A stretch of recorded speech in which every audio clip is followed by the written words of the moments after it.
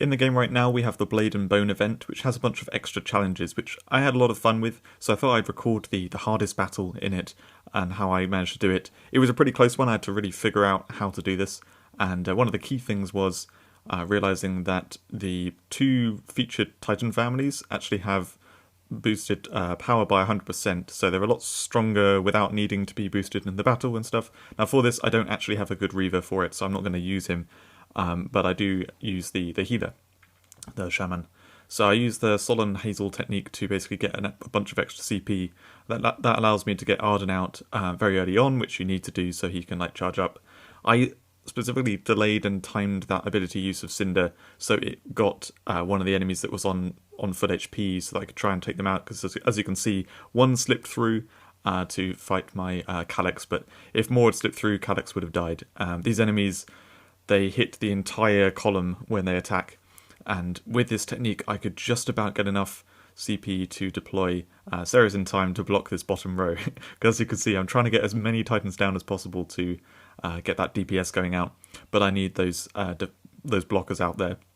Now in this particular map, the two Titan families that are boosted, that is the Shamans and the Reavers, whenever they attack or heal, they heal the entire map by 5%. So what I found interestingly was I could put this Shaman down, and as long as the Titans on the battlefield that were being hurt were defenders, they could tank the hits with her just repeatedly healing them by 5%. So I didn't need to boost her at all, it's actually just this bonus that was keeping them all alive. And instead what I need to boost is Calyx, because Calyx will actually die if Calyx gets hit, because she's a melee attacker, not a defender. So with that, I could then put down all these range attackers and do a bunch of AoE damage. As you can see, like those defenders are just tanking all the hits really nicely.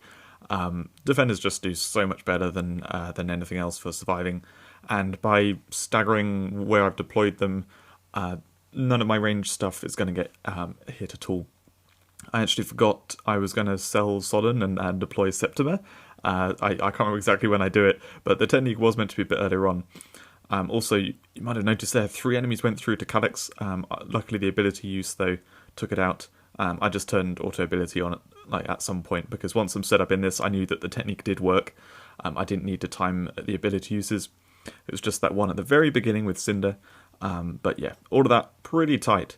So I really enjoyed this. I hope you have some kind of chance of getting through this. I've been in the game for quite a long time, so I've got enough good Titans to do it. I know there's an earlier stage which is really tough with the bombers. That if you don't have good range attack, it's very tricky to get through. But if you get past that, this is basically the final hurdle, getting through this map. And what I found was a bunch of defenders, plus then the Shaman healer that healed them up fast enough that you could just tank all those hits. And by staggering your where your Titans are deployed like this, none of the range attackers get hurt, so you can kind of just about get through. Anyway, I hope you enjoyed the video, and it gives you some kind of inspiration for any battles you do. I'll see you in a video soon.